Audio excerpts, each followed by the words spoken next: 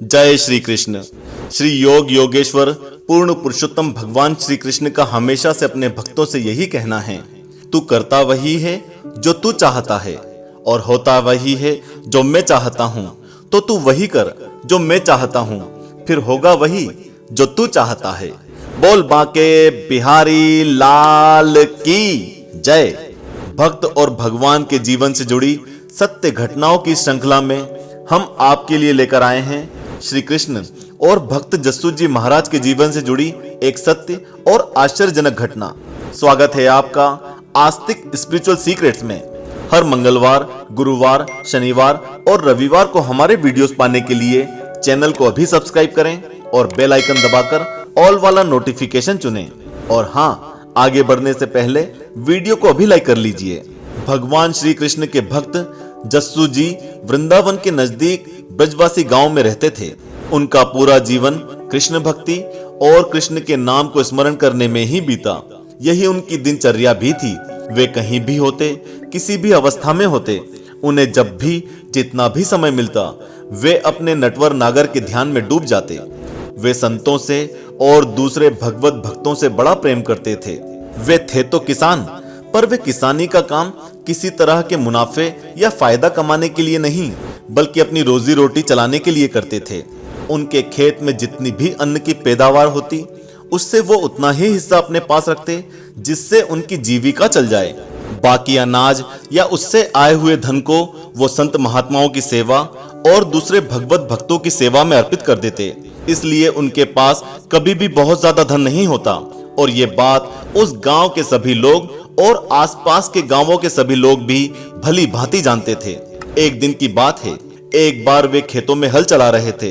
तब थोड़ी देर विश्राम लेने की इच्छा से उन्होंने अपने बैलों को एक पेड़ के नीचे बांध दिया और खुद एक पेड़ के नीचे आंखें मूंदकर अपने इष्ट के स्मरण में उस काली कमली वाले के ध्यान में लग गए और धीरे धीरे ध्यान में मग्न हो उन्हें नींद आ गई।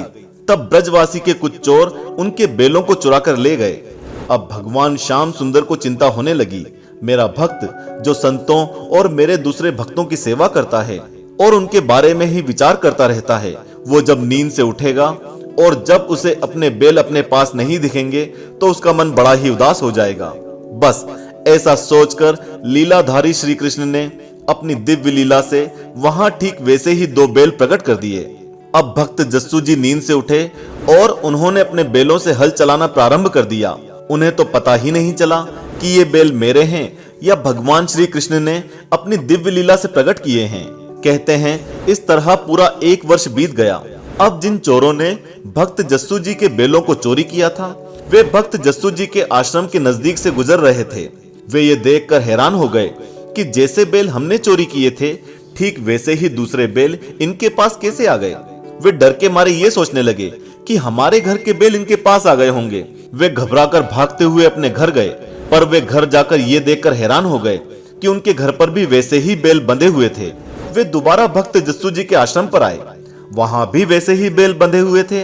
वे दोनों चोर अब हैरान और परेशान हो गए कि ये कैसे संभव हो सकता है, क्योंकि ये बात तो वे अच्छी तरह जानते थे कि भक्त जस्सू जी के पास इतना धन तो है नहीं जो खेती में हल चलाने के लिए एक जोड़ी बैल खरीद सकें।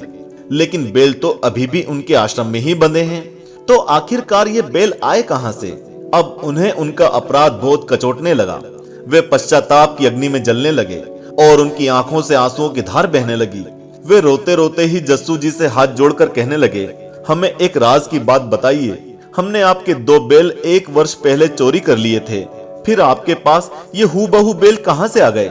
अब जस्सू जी पूरी बात को समझे और उन दोनों नादान चोरों की नादानी को देखते हुए हंसने लगे और हंसते हुए ही कहने लगे, तुमने तो 1 वर्ष पहले दोनों बैलों को चोरी कर लिया, लेकिन वो जो माखन चोर है ना, वो अपने भक्तों की रक्षा स्वतः ही करता है। लगता है भगवान श्री कृष्ण स्वयं आकर मेरे पास इन बैलों को बांध कर गए थे। अब तो भक्तराज की बात सुन वे दोनों और फूट फूट कर रोने लगे। उन्होंने तुरंत अपने घर जाकर जस्सू जी के बैल लाकर उन्हें वापस देने का निश्चय किया और रोते रोते ही वे दोनों अपने घर से वो दोनों बैल लेकर आए। अब जैसे ही वे चोर जस्सू जी के उन बैलों को लेकर जस्सू जी के आश्रम पर आने लगे, तभी वे भगवान के द्वारा आए हुए दिव्य बैल उस आश्रम से एकदम से अदृश्य हो गए। गायब हो गए। भक्तराज की ऐसी लीला देखकर वे चोर उनके चरणों में गिर गए और भक्तराज से क्षमा मांगते हुए कहने लगे, हमें क्षमा कर दीजिए, हमें अपनी शरण में ले लीजिए, हमें अपना शिष्य बना लीजिए। तब भक्त जस्सू ने प्रसन्न होकर उन चोरों को क्षमा कर दिया और उन दोनों को अपना शिष्य बना लिया। अब वे शिष्य कहने लगे, भगवान हमें आदेश दीजिए, हमें कौन सी सेवा करनी है। तब भक्त जस्सू उनसे कहने लगे, सबसे पहले तो आज के बाद कभी चोरी का कोई कार्य नहीं करना और आश्रम पर जो संत महात्मा आए उनकी सेवा करना। वे चोर बड़े प्रसन्न होकर भक्तराज जी से आशीर्वाद लेकर उनके शिष्य बन गए और जीवन पर्यंत भगवत भक्ति में लगे रहे। तो देखा आपने, भगवान अपने भक्तों को किसी भी दुविधा में आने नहीं देते। उनके ऊपर संकट आए उससे पहले ही भगवान भक्तों के संकट को दूर कर देते हैं। जिस प्रकार भक्त जस्सू अपने बेलों की चिंता करें, उससे पहले ही भगवान ने अपनी दिव्य लीला से उनके पास बेल प्रकट कर दिए। तो ऐसे भक्त वत्सल भगवान के पावन श्री चरणों में हमारा बारंबार प्रणाम है, प्रणाम है, प्रणाम है। मित्रों, यदि आपको भगवान और भक्त की ये सच्ची घटना पसंद आई हो तो इसे ज्यादा से ज्यादा लोगों के साथ शेयर करें और हाँ, चैनल को सब्सक्राइब कर बेल आइकन दबाकर ऑल वाला नोटिफिकेशन चुनना ना भूलें।